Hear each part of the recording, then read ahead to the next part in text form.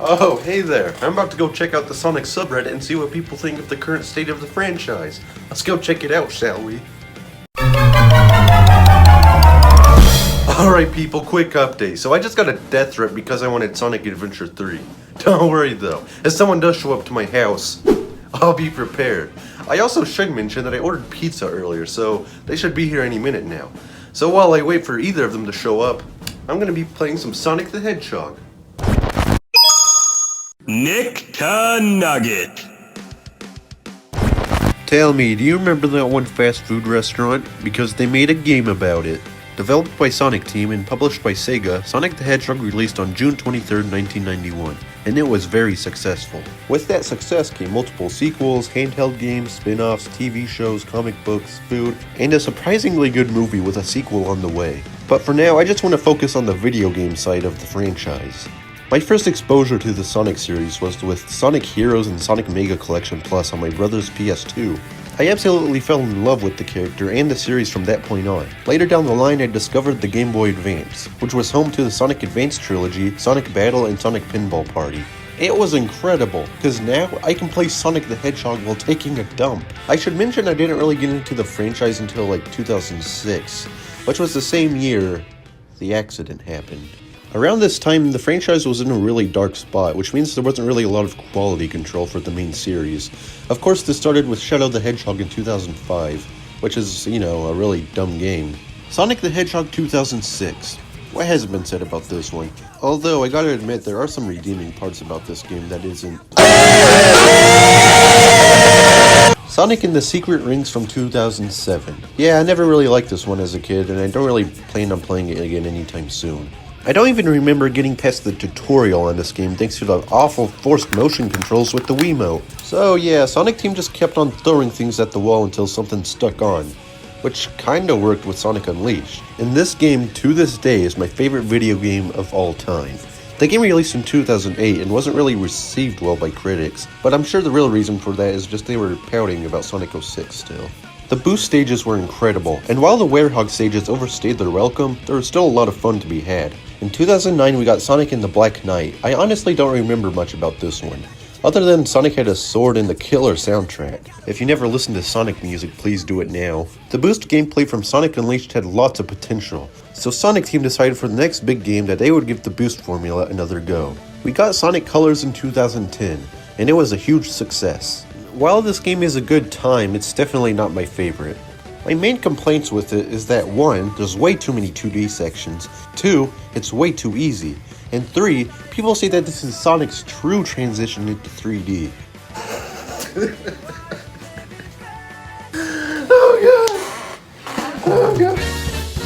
Oh god! Oh god!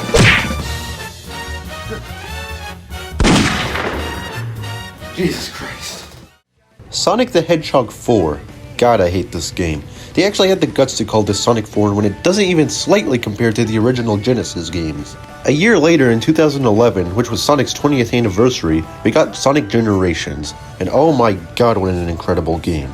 This was the last good 3D Sonic game in my opinion, and that's kinda sad considering it's been around 10 years since the game was released. Around the same time, Sega decided to release some of their back catalog, and I got to experience Sonic Adventure and Sonic Adventure 2 for the first time. At first, I didn't really like these games, but as time passed, I actually started to warm up to them, and now they're some of my favorite games in the whole franchise. Definitely in my top 5. I also got to try out Sonic CD for the first time as well. Definitely my least favorite in the Genesis lineup, due to the time traveling mechanic and the not so great level design. Sonic 4 somehow got a sequel with an episode 2 after Generations, which is not only garbage but somehow worse. So now you're probably wondering how the franchise went downhill from there. Sega announced that they would be doing an exclusive partnership with Nintendo, in which 3 Sonic games would be exclusives on the Wii U. What the heck is a Wii U? This is probably Sega's worst decision they ever made. 2013 was Sonic Lost World, and people were not happy. I myself do not own a Wii U, but I did download the 3DS version on my 3DS. It's definitely not the best, that's for sure. But it's definitely not as bad as Sonic Boom Rise of Lyric. But that's definitely a story for another day. Oh yeah, and that third game was a Mario and Sonic game. After all that mess, Sega announced that they would be hosting a party for Sonic's 25th anniversary. There we got two new game announcements, which were Sonic Mania and Project Sonic 2017, later called Sonic Forces. As we all know, Sonic Mania was incredible, though it was weighed down by mostly reusing levels from the Genesis games in my opinion, but it was still overall a great experience. Sonic Forces, on the other hand, yikes, what the heck happened here? They had 4 whole years to work on this one, and it's probably one of the worst games in the series. This was the first Sonic game that really soured my taste for the franchise and Sonic Team. 2021 is Sonic's 30th anniversary. Sega hosted the first Sonic Central livestream.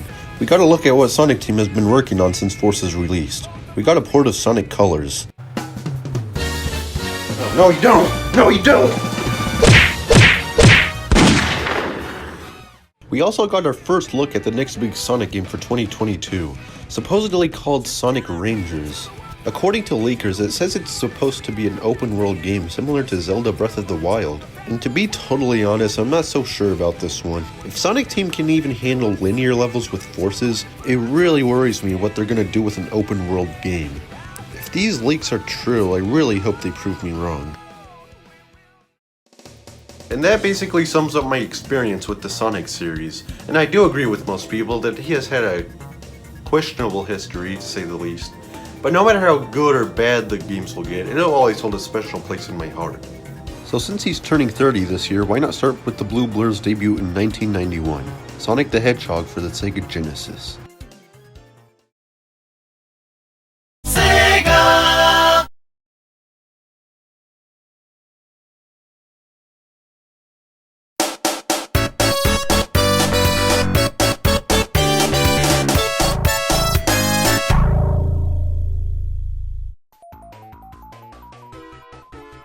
In case you live under a rock, we start the game in Green Hill Zone. Oh god, it's a Sonic game! An often reused location throughout the series. Sonic starts his first adventure here in Green Hills. And that's not all. Sonic 1 also has 5 other zones.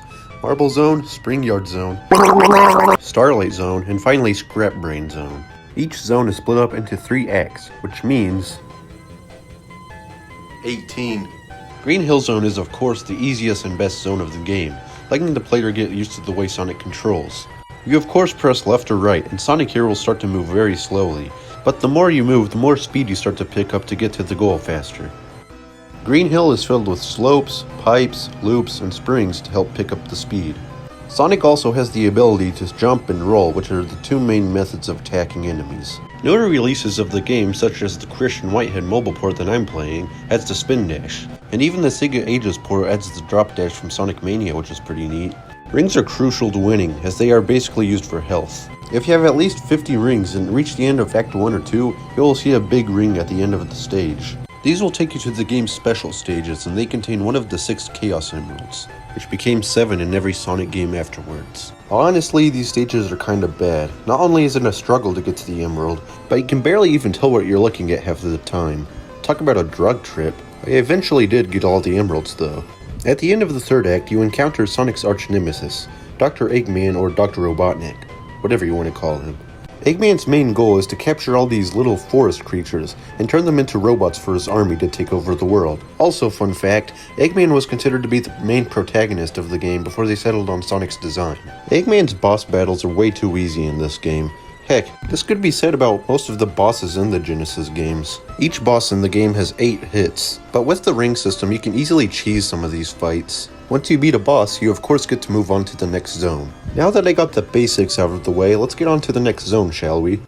The next level in the game is Marble Zone. Yeah, this is where the game starts to fall flat. Everything that made Green Hill great was not translated too well in later levels. Where Green Hill had a lot of areas to do it, Marble Zone has little to no areas to pick up your momentum to keep it going. There is a lot of platforming in this level, and that wouldn't be a problem if there was a fine balance between the two. This level, while not hard, is more annoying than anything. If you play the Christian Whitehead port and use Knuckles or Tails, there's a completely new area to explore in Act 3. Oh yeah, and the boss sucks.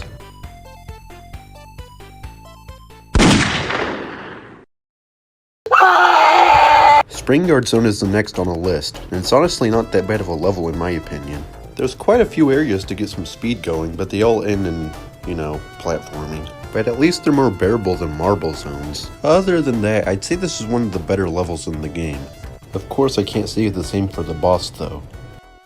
Labyrinth Zone is the one and only water level in the game. I do not know one Sonic fan that actually likes this level. I personally hate it so much that I would put it in a bottle, drink it, piss in a cardboard box, and send it to Sega. And why in the world can't Sonic swim?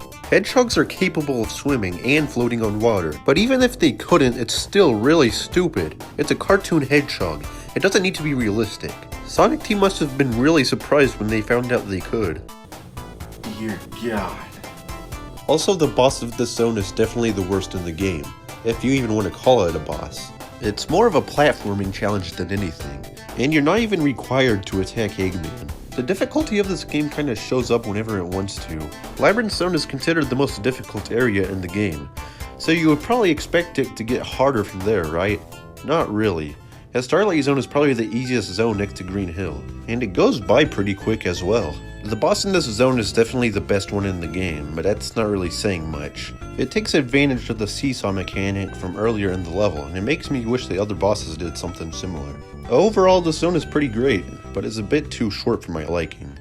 The last level on the list is Scrap Brain Zone. In my opinion, this is probably the most forgettable level in the game. They tried way too hard to make this one difficult, and didn't really work out too well. They basically littered the entire level with a bunch of traps. I usually go through this level as fast as I can using the ring system, and I know for a fact I'm not the only one who does it. Also, why is Act 3 literally Labyrinth Zone Act 4? Honestly, it's not that hard though. You can easily beat this act by going down this little area before the platform does. From there, it's a few jumps to one of the easiest final bosses ever. After that, yeah, you're done. If you went for the emeralds, you'll get the good ending. Not really any different from the bad ending, with the only difference being that Sonic will look at you all pissy when you don't get all the emeralds. If you do get all the emeralds, they just disappear, and that'll make the flowers in Green Hill look different, I guess. If you're gonna play Sonic 1, I don't recommend going for the emeralds. Yeah, not really worth it in my opinion. And that, ladies and gentlemen, was basically Sonic the Hedgehog. A very short game, I'll say, as you could probably beat it in an hour or less if you're good enough. Sonic 1 has a lot of design flaws that make the game dwell in comparison to Sonic 2 or 3. Definitely start with those two if you're going to start playing any of the Genesis titles. But at the end of the day, Sonic 1 set the grounds for what the franchise would become in 30 years, and for that, it definitely deserves respect. I would still give this one a go, even though the other Genesis games exist, just to see how much the franchise has changed since then.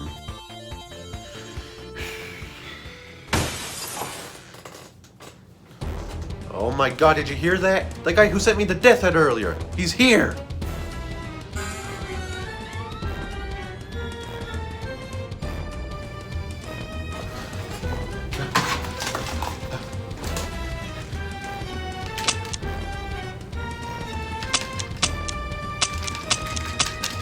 Dang it, I'm out!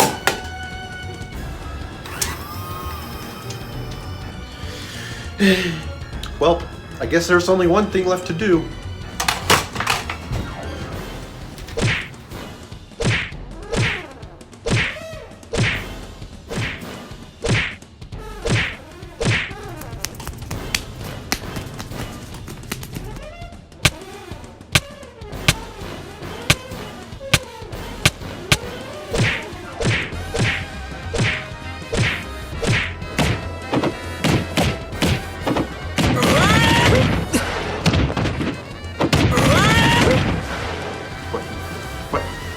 Wait a second.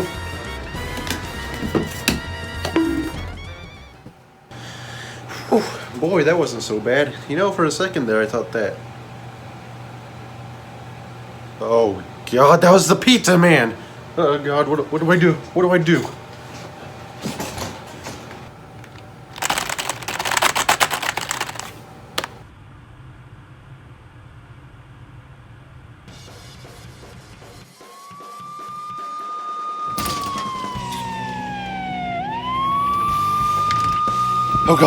Oh God, the police are after me. Oh God.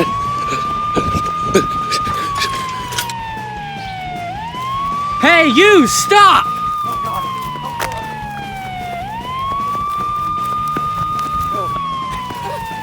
No! Ah!